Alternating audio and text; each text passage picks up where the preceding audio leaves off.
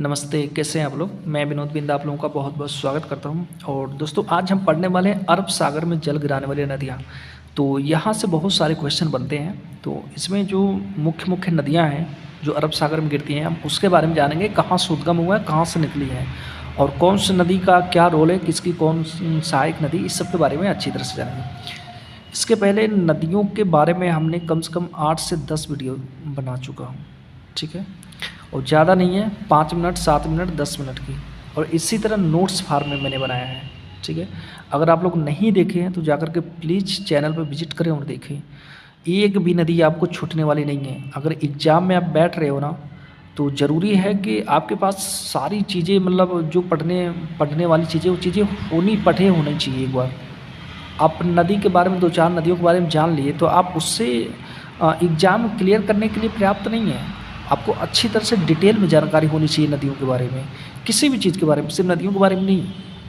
तो मेरा ये मानना है कि अगर भारत की सारी नदियों के बारे में अगर आपको पढ़ना है, एग्ज़ाम्स क्लियर करने हैं, तो आपको अच्छी तरह से भारत की सभी नदियों के बारे में जानना चाहिए। आइए शुरू करते हैं। अरब सागर में जल गिराने वाली नदियाँ। देखिए, एक बार आप इस मैप को देखें, है ना। ये रहा हमारा प्यारा भारत। इधर देखिए, इस साइड जो है अरब सागर है ना। ये अरब सागर है, और दूसरी तरफ ये जो है ये बंगाल की खाड़ी है।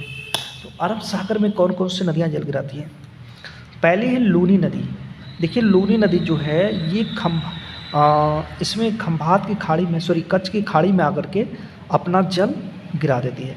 यानी कि कच्छ की खाड़ी में आते आते या कच्छ की खाड़ी में विलीन हो जाती है। ध्यान रखिएगा, लूनी नदी कच्छ की खाड़ी में विलीन हो जाती है। मैंने यहाँ पे क्रम से सारी नदियों के बारे में लिखा है, और एग्जाम में एक क्रम भी पूछता है कि अरब सागर में जल गिराने वाली नदियों का क्रम क्या है। तो कुछ पहले लूनी नदी, साबरमती, माही, नर्मदा, ताप्ती, इस तरह से मैंने क्रम से लिखा है, ठीक है। तो आइए एक राउंड इसको देख लेते हैं। पहले साबरमती नदी, फिर माही, उसके बाद नर्मदा, ताप्ती, ये सब गुजरात के तट पे अपना जल गिराती है। ये पांचों नदियां जो है गुजरात के तट पे अपना जल गिराती है। उसके बाद आती है मांडवी और जुआरी। ये जो दोनों नदियां हैं ये गोवा के तट पे अपना जल गिराती हैं, ठीक है।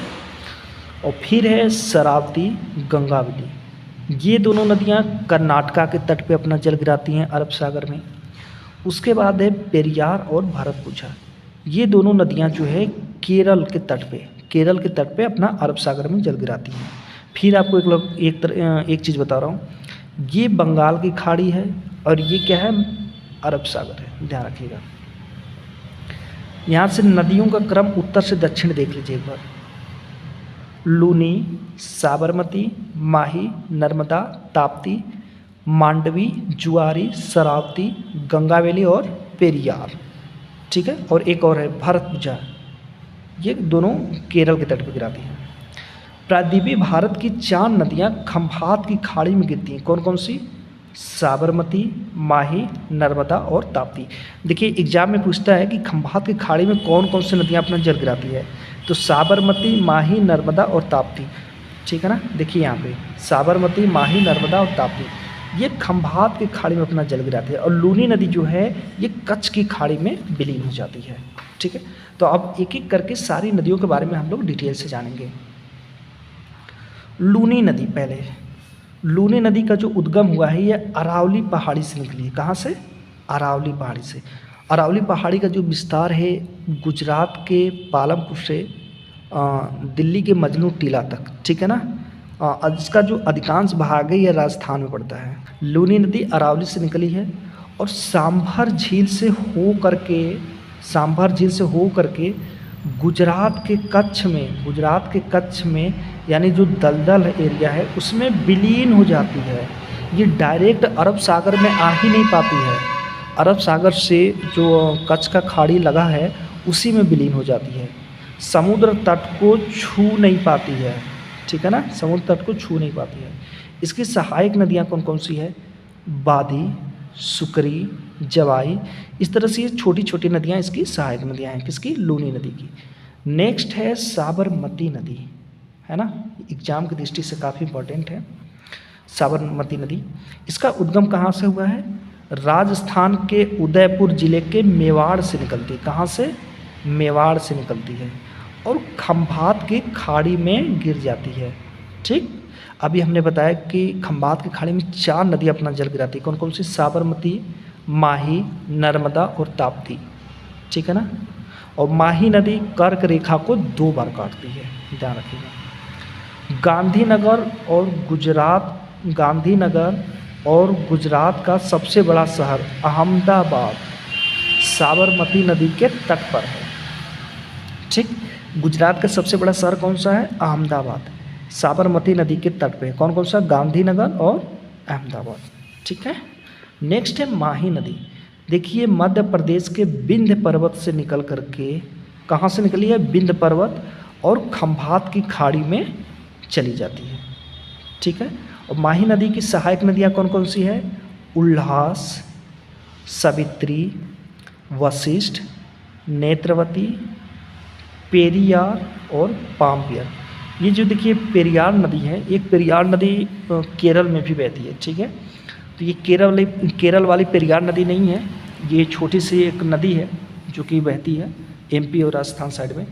तो ये पेरियार दूसरी है। एमपी, राजस्थान, गुजरात में प्रवाहित होती है। कौन कौन से राज्यों में? 3 राज्यों में, एमपी, राजस्थान और गुजरात में बहती है। माही नदी राजस्थान में कर्क रेखा को 2 बार काटती है, ध्यान रखिएगा। माही नदी राजस्थान में कर्क रेखा को 2 बार काटती है। अच्छा ठीक है, कर्क रेखा हो गया। भूमध्य रेखा को कौन सी नदी काटती है? भूमध्य रेखा को कांगो नदी काटती है। कहाँ पे? अफ्रीका में। ठीक है ना। अफ्रीका कॉन्टिनेंट में कांगो नदी भूमध्य रेखा को 2 बार काटती है। उसके बाद आता है मकर रेखा। मकर रेखा को कौन सी नदी 2 बार काटती है? मकर रेखा को लिम्पोपो नदी 2 बार काटती है। कौन सी नदी? लिम्पोपो नदी, ध्यान रखिएगा। यानी कर्क रेखा को माही 2 बार काटती है, भूमध्य रेखा को कांगो नदी 2 बार काटती है। ठीक है। और उसके बाद जो लास्ट में मकर रेखा है, मकर रेखा को लिम्पोपो नदी 2 बार काटती है। कर्क रेखा भारत के कितने राज्यों से गुजरती है? कोई बताएगा? 8 राज्यों से। ठीक है।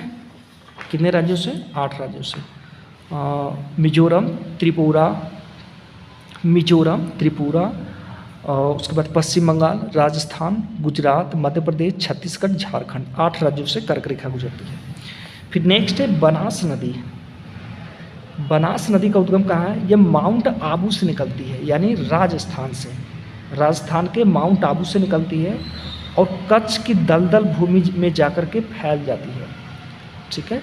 कच्छ की दलदल भूमि में फैल जाती है। देखिए लूनी नदी भी दलदल भूमि में जाकर के विलीन हो गई थी, और उसी तरह बनास नदी भी जाकर के कच्छ में उसी में फैल जाती है। उसके बाद आती है नर्मदा नदी। यह मोस्ट इम्पॉर्टेंट नदी है, मोस्ट इम्पॉर्टेंट नदी है। बहुत सारे क्वेश्चन इससे आते रहते हैं। इसका उद्गम कहाँ है? मैकाल पहाड़ी पर स्थित अमरकंटक चोटी से निकल करके भ्रंश घाटी में प्रवाहित होती है। मैकाल पहाड़ी, देखिए सतपुड़ा श्रेणी की सबसे पूर्वी रेंज है मैकाल पहाड़ी, और उसी मैकाल पहाड़ी पर एक चोटी है अमरकंटक चोटी, और इसी अमरकंटक चोटी से 3 नदियाँ निकली। कौन कौन से? नर्मदा नदी, सोन नदी और जोहिला नदी। तो नर्मदा नदी वहीं से निकल करके अपना जाकर के अरब सागर में जल गिराती है। भड़ौच के पास खंभात की खाड़ी में गिर जाती है। भड़ौच एक शहर है गुजरात का, और वहीं के किनारे खंभात की खाड़ी में गिर जाती है। अरब सागर में जल गिराने वाली प्रायद्वीपीय भारत की सबसे लंबी नदी है। ठीक है। अरब सागर में जल गिराने वाली भारत की सबसे लंबी नदी है। ये मोस्ट इम्पॉर्टेंट है, इसको याद रखिएगा। प्रायद्वीपीय भारत की तीसरी सबसे लंबी नदी है, गोदावरी और कृष्णा के बाद। ठीक है। गोदावरी और कृष्णा के बाद प्रायद्वीपीय भारत की तीसरी सबसे लंबी नदी कौन सी है? नर्मदा। नर्मदा से बड़ी कौन सी है? कृष्णा। कृष्णा से बड़ी कौन सी है? गोदावरी। ठीक है ना। भारत की सबसे लंबी नदी गंगा। भारत की दूसरी सबसे लंबी नदी गोदावरी। ठीक है ना। कितने किलोमीटर? 1487। और भारत की तीसरी सबसे लंबी नदी यमुना। उसका कितना है? इसका 1465 किलोमीटर, और यमुना का 1387 किलोमीटर। ठीक है ना। यमुना भारत की तीसरी सबसे लंबी नदी है। ठीक है। और गोदावरी जो है प्रायद्वीपीय भारत की सबसे लंबी नदी है, प्रायद्वीपीय भारत यानी दक्षिण भारत की। देखिए 3 राज्यों से गुजरती है, एमपी, महाराष्ट्र, गुजरात, ठीक है ना। 3 राज्यों से होकर के गुजरती है। और जबलपुर और गुजरात का भड़ौच नर्मदा नदी के तट पर स्थित है, ठीक है ना। जबलपुर और गुजरात का भड़ौच नर्मदा नदी के तट पर। देखिए जबलपुर में एक जलप्रपात बनाती है भेड़ाघाट में, है ना, धुआंधार जलप्रपात। उसके अलावा अमरकंटक में भी कपिल धारा और एक और है दूध धारा, 2 जलप्रपात यहाँ बनाते हैं। इस पे कई सारी परियोजनाएं भी हैं, ओंकारेश्वर, महेश्वर, और एक बहुत बड़ा परियोजना सरदार सरोवर परियोजना, ये सब काफ़ी परियोजनाएं भी इस पर चल रही है। एमपी में इसकी सर्वाधिक लंबाई है। नर्मदा नदी की जो सर्वाधिक लंबाई है वह मध्य प्रदेश में ही है।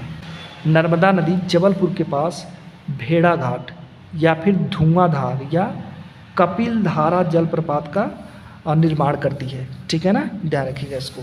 इसमें कई सारे जलप्रपात है, बताया ना, अमरकंटक में 2 जलप्रपात बनाती है, उसके अलावा भी आगे कई सारे बनाती हैं। उसके बाद आता है ताप्ती नदी। देखिए इसका जो उद्गम है ना, ये महादेव पहाड़ी, कहाँ, महादेव पहाड़ी के बैतुल पठार से, ठीक है, महादेव पहाड़ी के बैतुल पठार से।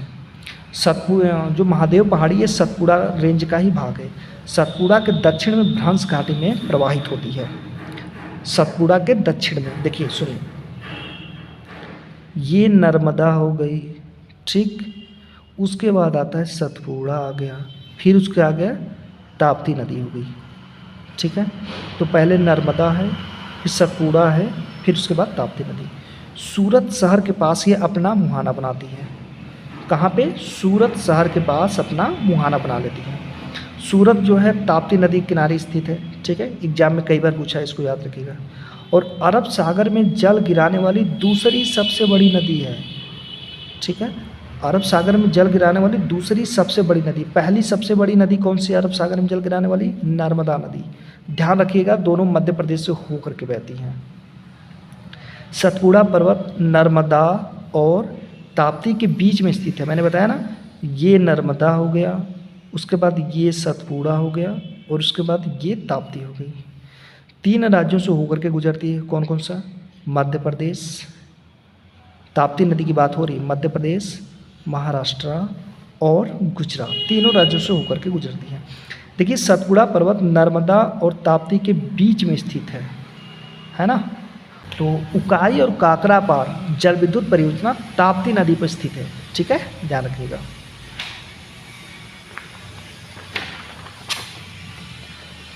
उसके बाद है नेक्स्ट है शरावती नदी। कौन सी? शरावती नदी। अच्छा, वीडियो काफ़ी लंबी हो जाएगी दोस्तों, तो अभी क्योंकि अभी कई सारी नदियों का मेंशन करना है, तो अभी वीडियो इसी पे स्टॉप करते हैं और नेक्स्ट पार्ट में इसको हम देखते हैं, ठीक है।